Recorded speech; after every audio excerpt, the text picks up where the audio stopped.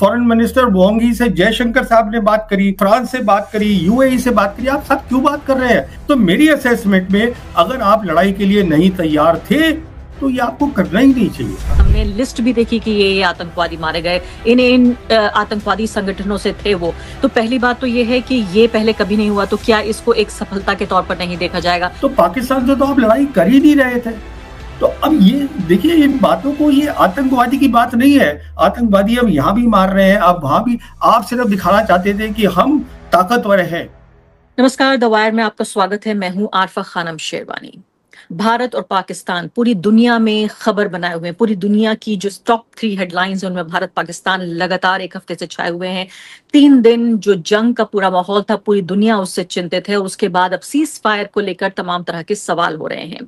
अगर घरेलू स्तर पर हम देखें तो इस पूरी सीज फायर को लेकर जिन नरेंद्र मोदी को उस योद्धा के तौर पर देखा जा रहा था जो पाकिस्तान को हमेशा के लिए तबाह कर देगा, और एक ऐसा व्यक्ति, एक ऐसा प्रधानमंत्री जो कि इंदिरा गांधी के बाद आया है पाकिस्तान को 4 हिस्सों में बांटने के लिए, खासकर उनका जो समर्थन समूह है वो बात कर रहा था कि पूरी तरीके से तबाह कर दीजिए, पूरी तरीके से गजा बना दीजिए, फिलिस्तीन बना दीजिए। इस तरह की मांगे हो रही थी। 3 दिन जो संकट पूरा चला, यानी कि भारत ने जब हमला किया आतंकवादी ठिकानों पर, उसके बाद पाकिस्तान की जो जवाबी कार्रवाई हुई, फिर हमारी जो जवाबी कार्रवाई हुई, उसके बाद अचानक डोनाल्ड ट्रंप का एक ट्वीट आता है कि दोनों देशों के बीच हमने इस जो सीज फायर थी इसको दोनों देशों को मना लिया है।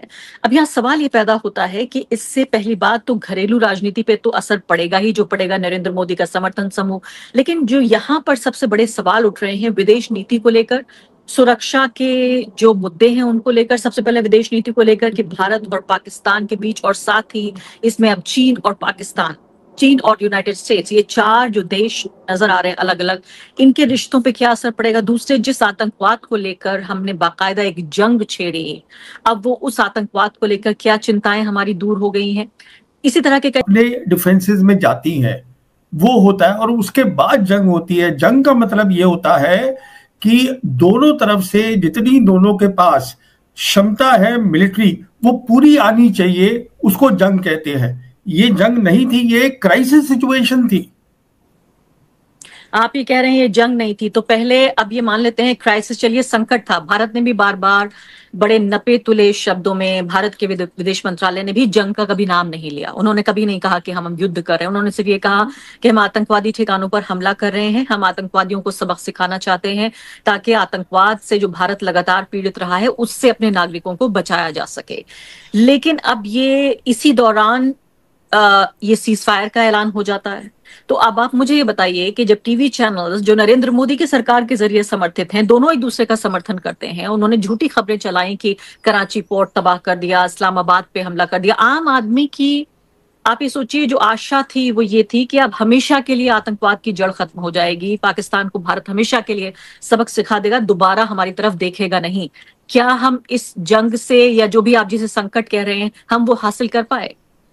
जी, हम कुछ भी हासिल नहीं कर पाए हैं।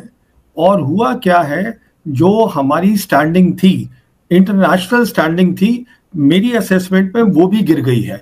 और उसका कारण ये है, पूरी दुनिया देख रही है कि हमने क्या अपनी मिलिट्री ताकत दिखाई एक क्राइसिस सिचुएशन के अंदर। तो देखिए, जब आप इस्तेमाल करते हैं अपनी एयर पावर, ये मैं पहले भी बोलता रहा हूं कि बालाकोट में इस्तेमाल करना 2019 में गलत था। तो उस बार जो था वो तैयार नहीं थे, क्योंकि उन्हें पता ही ना था आप ये कर रहे हैं, हमने कभी किया ही नहीं था पहले। इस बार वो तैयार बैठे हुए थे। तो ये आपने एक, पहली बात तो ये है, अगर आप जा रहे हैं दुश्मन के एरिया के अंदर, आपके पास मिलिट्री ऑब्जेक्टिव होना चाहिए। अब वो बार बार ये बोल रहे हैं कि हमारा ऑब्जेक्टिव था, वो मिलिट्री वाले बोल रहे हैं। अभी देखिए, कल जो है प्रेस कॉन्फ्रेंस हुई है, 3 senior officers army, air force, navy के बैठे हैं, और वो बार बार बोल रहे हैं, देखिए बहुत इंपॉर्टेंट बात है, वो ये कह रहे हैं कि हमारा जो ऑब्जेक्टिव था वो सिर्फ ये था कि आतंकवादी के जो कैंप है उनको तोड़े, और हम बिल्कुल संयम इस्तेमाल करना चाहते हैं। अरे भैया, अगर जंग है, अगर आप जा रहे हैं उधर, पहली बात तो मिलिट्री आपका ऑब्जेक्ट क्या है? कैंप तो मिलिट्री ऑब्जेक्ट नहीं हो सकता। आपको मिलिट्री टारगेटिंग करनी है, वो आपने की नहीं। ऊपर से आप ये बोल रहे हैं कि हम हर बार उनको बोल रहे हैं कि हम अपनी तरफ से संयम कर रहे हैं। इसका मतलब ये है कि आप लड़ाई करना ही नहीं चाहते। उसके बाद देखिए क्या हुआ, 6 और 7 की रात को जो भी कुछ हुआ, 7 की सुबह ही पाकिस्तान ने अपने एक सीनियर अफसर को, पाकिस्तान एयरफोर्स के जो उनका नंबर 3 अफसर है, air chief marshal Aurangzeb Ahmad को बुलाया, जिसने एक इंटरनेशनल ब्रीफिंग दी, जिसमें बताया उसने मैप लगा के कि देखिए हमने 5 इनके जो फाइटर जेट्स है उनको गिरा दिया है। अब कल जब पूछा गया, पहली बार जब आए ये लोग, जो हमारे डायरेक्टर जनरल एयर ऑपरेशंस है एयर मार्शल भारती, इनसे ये सवाल पूछा एक जर्नलिस्ट ने हिंदू के कि साहब ये जो खबर आ रही है क्या आप ये ठीक है कि नहीं है? तो उन्होंने कहा कि देखिए साहब, जंग के अंदर तो लॉसेस होते ही हैं, हमारे पायलट सेफ आ गए हैं, और फिर बोलते हैं कि अभी जो है ऑपरेशन सिंदूर जो है वो चल रहा है। अरे देखिए साहब, अभी एक क्राइसिस है, अगर आप ये नहीं कबूलेंगे या अपना एक्सप्लेनेशन नहीं देंगे तो दूसरी साइड की जो क्लेम होते हैं, जो वो दावा कर रहे हैं, उसको दुनिया मानती है, और वही हुआ है, पूरी दुनिया वही लिख रही है। अब देखिए हमने क्या किया, जो मेरी असेसमेंट है, 6-7 की रात के बाद हम लोग टेलीफोन्स पे लग गए।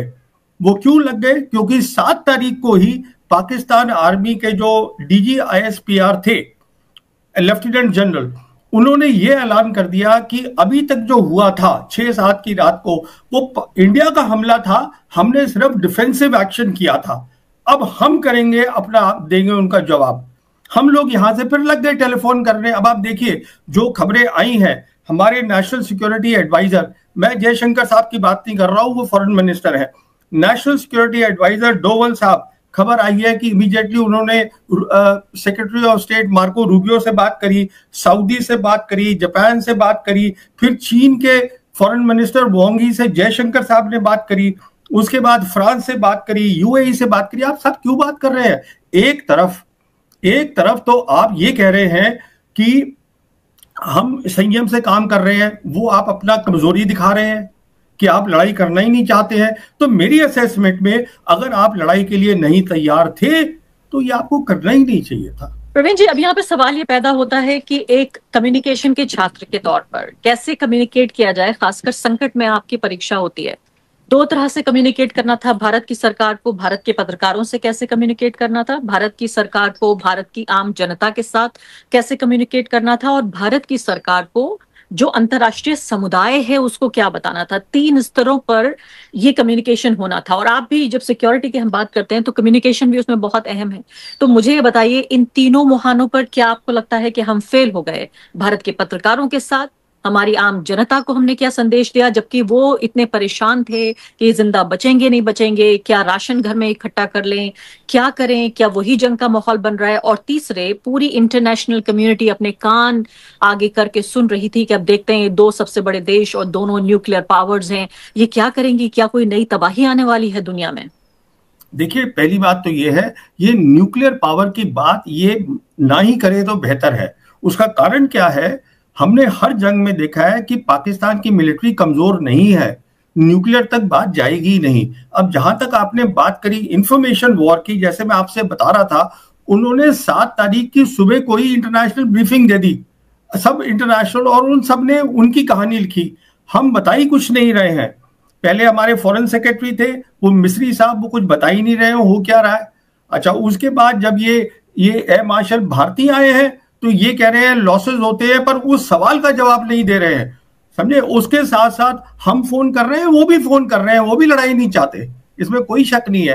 पर जब उन्होंने तय कर लिया था हम रिस्पांस देंगे, उन्होंने रिस्पांस दिया, फिर हमें भी करना पड़ा, तो बात बढ़ सकती थी। अगर बात बढ़ती, फिर कुछ खबरें ये भी आई कि जो पाकिस्तान है वो तैयार हो रहा है प्री वॉर सिचुएशन के लिए। कुछ खबरें आई कि वो अपनी ट्रूप्स को फॉरवर्ड मूवमेंट कर रहे हैं, हमारी कोई खबर नहीं आई इस तरीके की। तो एक पैनिक का माहौल बन गया। अब ना वो चाहते हैं लड़ाई, ना हम चाहते हैं लड़ाई। अब सवाल ये है, हमने ये किया क्यों? अगर हमने किया तो जो लोग हैं उनका निराशा होना देश के अंदर बिल्कुल ठीक है, लाजमी है।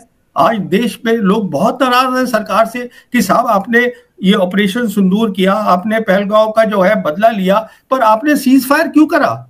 और मजेदार बात देखिए आप, ये जो दुखद बात है रादर, वो ये है कि वो प्रेसिडेंट ट्रंप अनाउंस कर रहे हैं और अभी तक हमारे प्रधानमंत्री ने एक भी बयान नहीं दिया है ऑपरेशन सिंदूर के ऊपर। इतने दिन हो गए हैं, 6-7 की रात को शुरू हुआ था, कोई प्रेस कॉन्फ्रेंस नहीं हुई है। तो मुझे बताइए, चलिए मान लेते हैं एक दफा को जनता नाराज है क्योंकि टीवी चैनल्स ने खासकर जो पूरा उन्माद फैलाया युद्ध का, उसके बाद लोगों की उम्मीदें भी बढ़ गई। और आप जानते हैं भारत में एक तबका कम से कम ऐसा है, खून खराबे को पता नहीं क्यों, भारत का ये इतिहास है या क्या बात है, समाजशास्त्री इस बात को बताएं कि क्यों युद्ध का को लेकर इतना प्रेम है, या ब्लड शेड को लेकर कम से कम एक तबका ऐसा है जरूर जो चाहता था कि युद्ध होना चाहिए। तो ये तो अच्छा काम किया ना मोदी सरकार ने। मैं कह रही हूँ कि युद्ध बंदी हो गई, इस तरफ और उस तरफ दोनों तरफ जाने नहीं जाएंगी, हथियारों का नुकसान नहीं होगा, फौजियों की जाने नहीं जाएंगी, तो अच्छी बात है। तो नहीं, मैं आपका सवाल नहीं समझा, क्या सवाल है आपका? मेरा सवाल यह है कि क्या हमें डिप्लोमेटिक स्तर को एक तरफ थोड़ा साइड किनारे करके अगर हम दो एक नागरिकों की तरह सोचें तो मैं कहूंगी तो अच्छी ही बात है ना कि सीज फायर हो गया। देखिए, एक बात जो हम लोग नहीं समझ रहे हैं, जो हिंदुस्तान की सिक्योरिटी एस्टैब्लिशमेंट को 7 तारीख की सुबह समझ में आई है, वो ये है कि जो नुकसान जो वो क्लेम कर रहे हैं, दावा कर रहे हैं, वो चाइनीज एयरक्राफ्ट से हुआ। J-10 जो वो क्लेम कर रहे हैं मिसाइल PL-15, वो चाइनीज मिसाइल थी।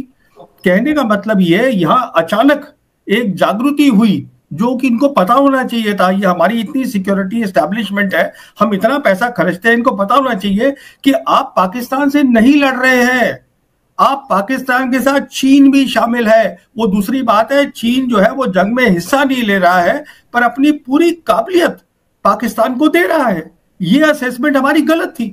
तो मैं अगर सही समझ रही हूँ आपकी बात को, और मैं याद दिलाना चाहती हूँ कि आपने इस बात को कहा पिछले इंटरव्यू में, खासकर आपने बारहा जोर दे देकर ये कहा कि ये जंग सिर्फ पाकिस्तान के साथ नहीं होगी, पाकिस्तान प्लस चीन के साथ होगी। कुछ लोग नाराज भी हो गए थे, कमेंट सेक्शन में कह रहे थे कि आप जो है हमें डीमोरलाइज करने की कोशिश कर रहे हैं। मैं ये भी याद दिलाना चाहती हूँ, सिर्फ 2 साल पहले राहुल गांधी ने बाकायदा संसद में इस बात को कहा कि आपको इस समझना होगा कि ये जो नेक्सस है चीन और पाकिस्तान का, वही बातें सामने आ रही हैं। तो अगर मैं आपकी बात को सही समझ रही हूँ, आप ये कह रहे हैं सीज फायर की एक बड़ी वजह में से एक वजह ये भी थी इस बात का एहसास, रियलाइजेशन होना कि हमें बहुत भारी नुकसान हो रहा है पाकिस्तान से ये जंग करके या संकट पैदा करके, क्योंकि चीन भी साथ में आ रहा है। देखिए, 2 बातें बोलता हूं। एक तो मोदी सरकार को राहुल गांधी को सीरियसली लेना चाहिए।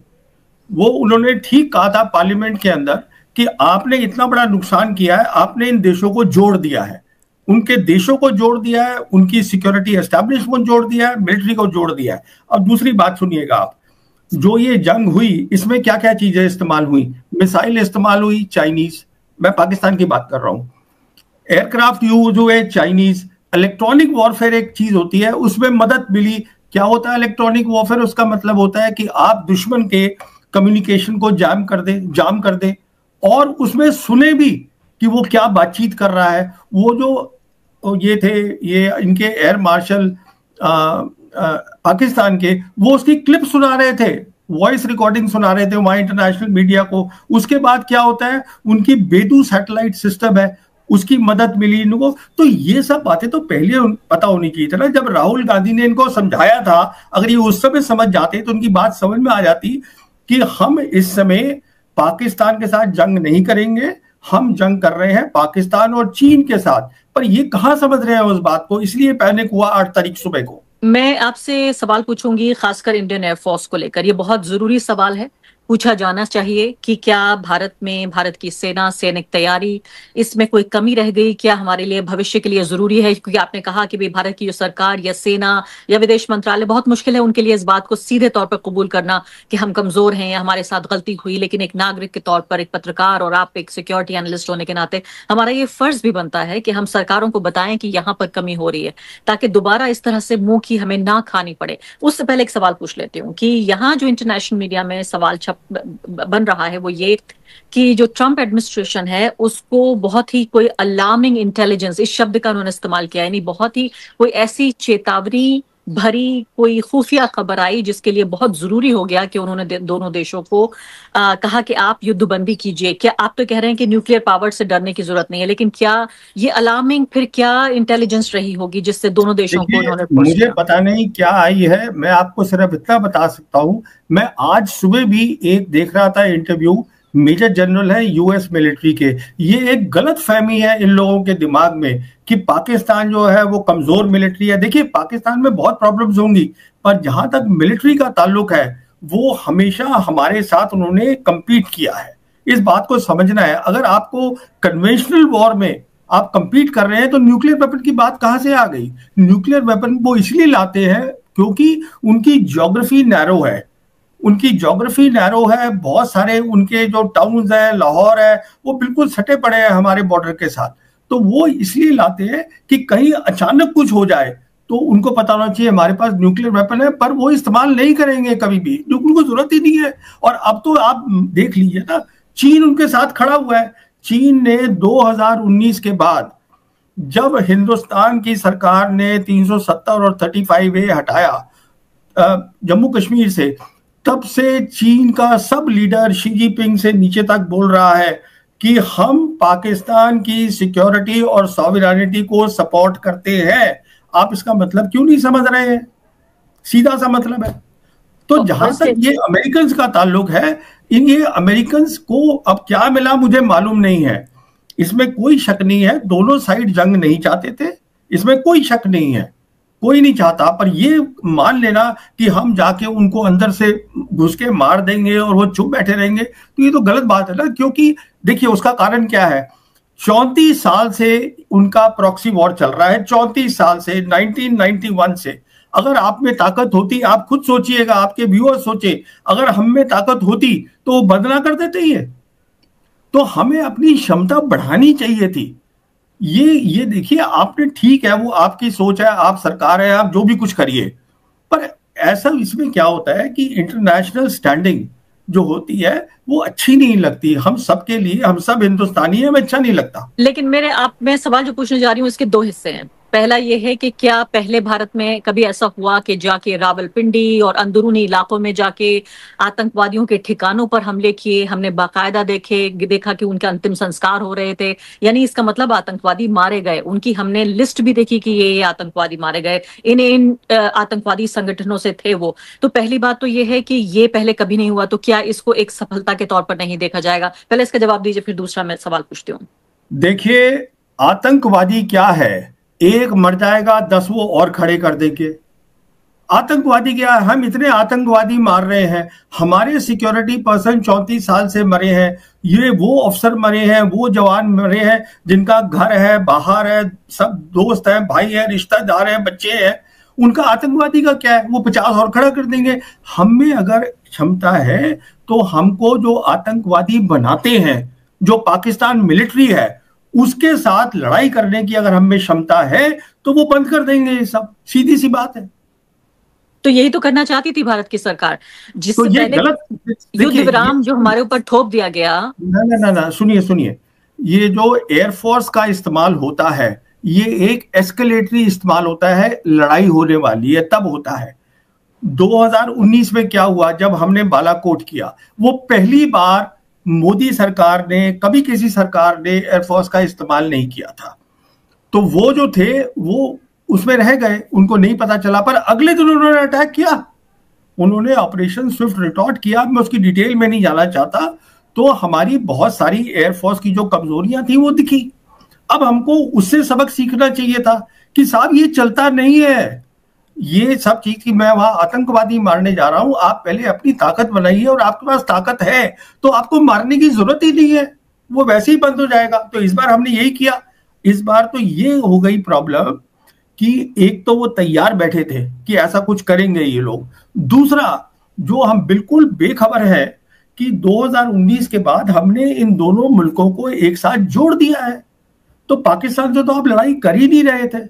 तो अब ये देखिए, इन बातों को, ये आतंकवादी की बात नहीं है। आतंकवादी अब यहां भी मार रहे हैं, अब वहां भी। आप सिर्फ दिखाना चाहते थे कि हम ताकतवर हैं, तो उसने रिस्पांस दे दिया आपको। तो अब मेरा अगला सवाल आपसे यही होने जा रहा है। आप ये कह रहे हैं कि आतंकवादी 10 मर गए, 100 और आ जाएंगे, क्योंकि अगर पाकिस्तान आतंकवाद को एक स्टेट पॉलिसी के तौर पर, एक राज्य की नीति के तौर पर इस्तेमाल करता है कि भाई हम आपको फौजी नहीं भेज रहे हैं, लेकिन आतंकवादियों के जरिए हम परोक्ष रूप से, इनडायरेक्टली आपके साथ जंग हम छिड़ी हुई है।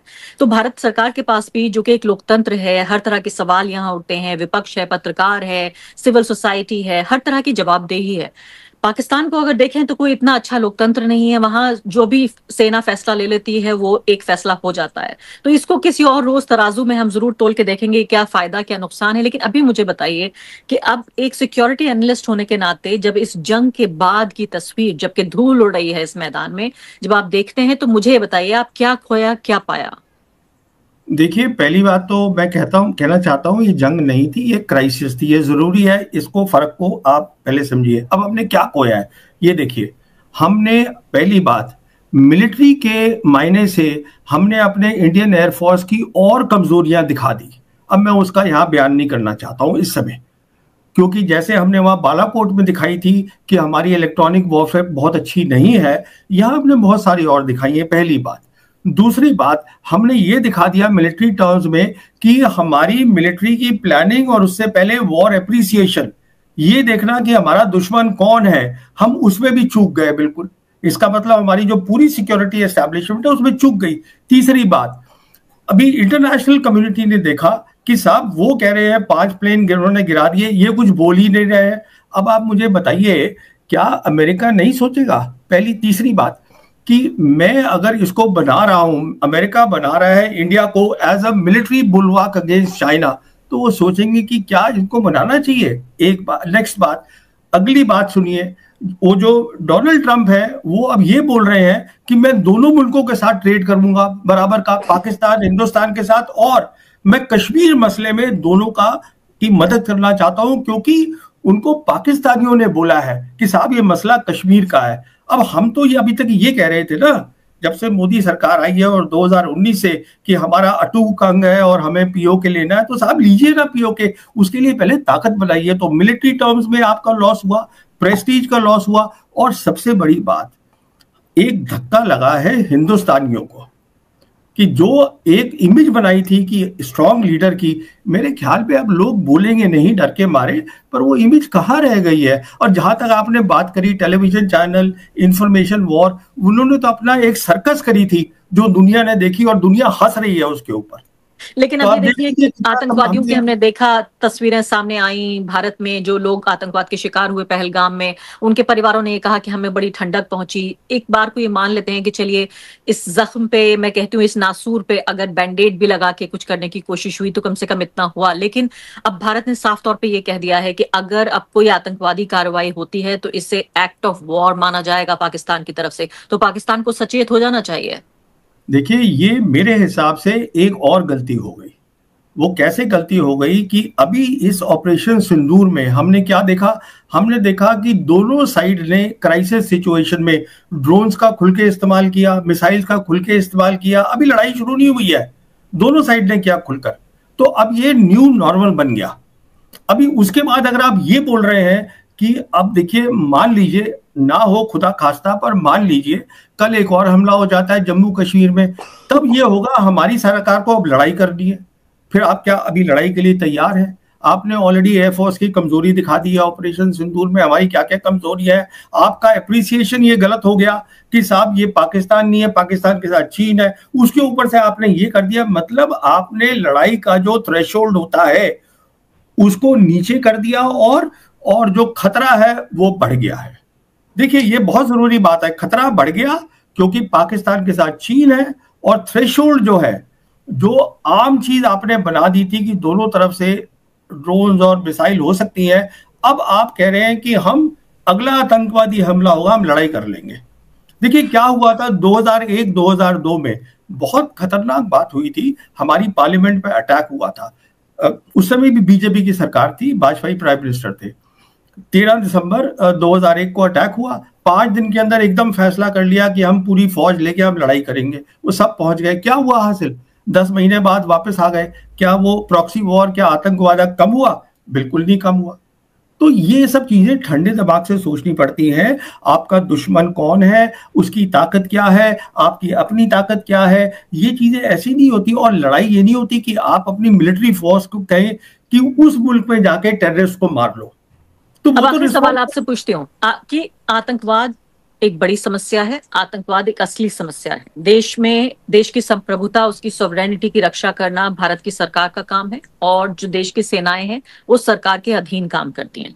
अब आप मुझे ये बताइए आखिर कि अगर आपको हम बताते हैं कि आपको बिठा देते हैं सरकार में कल, आप क्या करेंगे? कैसे इस आतंकवाद का मुकाबला करेंगे? देखिए, मैं बताता हूं कैसे करूंगा। सबसे पहले मैं इंडियन एयरफोर्स को मजबूत करूंगा, क्योंकि हिंदुस्तान पाकिस्तान की लड़ाई एयरफोर्स के बारे में है। इसका मतलब ये है, एयरफोर्स को क्या चाहिए, फाइटर एयरक्राफ्ट एयर हेडक्वार्टर्स तय करेगा, ना कि प्राइम मिनिस्टर ऑफिस तय करेगा। उसके बाद एप्रिसिएशन जो होगी एयरफोर्स की कि हमें क्या करना है, उसका क्या नाम होगा ऑपरेशन का, इंडियन आर्म्ड फोर्सेस का, वो प्राइम मिनिस्टर नहीं तय करेंगे कि इसका नाम ऑपरेशन सिंदूर होगा। उसको उनको आप तय करने दीजिए, पहले किसी प्राइम मिनिस्टर ने नहीं किया है। नेक्स्ट, तो आप पहले अपनी क्षमता बढ़ाइए। अब क्षमता एकदम में तो बढ़ेगी नहीं, आप अपनी अच्छी टीम बनाइए, जो बन सकती है अगले 5 साल के अंदर, बन सकता है, सब कुछ हो सकता है। तब तक जो है आप जो है ये देखिए किस तरीके से चीन और पाकिस्तान के साथ आप बातचीत शुरू कर सकते हैं। वो जरूरी है, क्योंकि आपको क्षमता बनाने के लिए पीस चाहिए। लड़ाई के माहौल में डेवलपमेंट भी नहीं होती और क्षमता भी नहीं बनती। तो ये सब चीजें हैं जो करने वाली हैं, जो बिल्कुल सीधी सादी हैं, दिखनी चाहिए इनको। बातचीत तो एक जमाने से हो रही है प्रवीण जी। बिल्कुल आखिरी बात संक्षेप में कि एक जमाना हो गया बातचीत होते होते, आतंकवाद का हल तो कभी नहीं निकला। यूपीए से लेकर एनडीए तक कितनी सरकारें आई और चली गई, लेकिन हल कहाँ निकला? इसलिए नहीं निकला क्योंकि हमने 91 से लेके कभी किसी भी गवर्नमेंट ने, ये मोदी गवर्नमेंट का सवाल नहीं है, किसी भी सरकार ने, किसी भी मिलिट्री के आला अफसरों ने ये नहीं सोचा कि हमें अपनी क्षमता बनानी है। कभी सोचा ही नहीं। जबकि उस तरफ, उस मुल्क में जहां तक मिलिट्री एस्टैब्लिशमेंट है, उसने हमेशा ये देखा कि मैं लड़ाई में पाकिस्तान, इंडिया से ना हार जाऊं। मैं बात कर रहा हूं सिर्फ वेस्टर्न सेक्टर की, मैं बांग्लादेश की बात नहीं कर रहा हूं, वो एक अलग मसला है। तो अगर आप, पहली बात तो ये आपने नहीं की। अच्छा, अगर आप ये कर लो, अच्छा दूसरी बात ये है कश्मीर। अब कश्मीर देखिए, कश्मीर जो है उसका हिस्सा पाकिस्तान के पास फिजिकली है, उसका हिस्सा चीन के पास फिजिकली है, और आपके पास भी फिजिकली है। तो ये बात आप तब करिए, बातचीत जो आप कह रहे हैं ठीक कह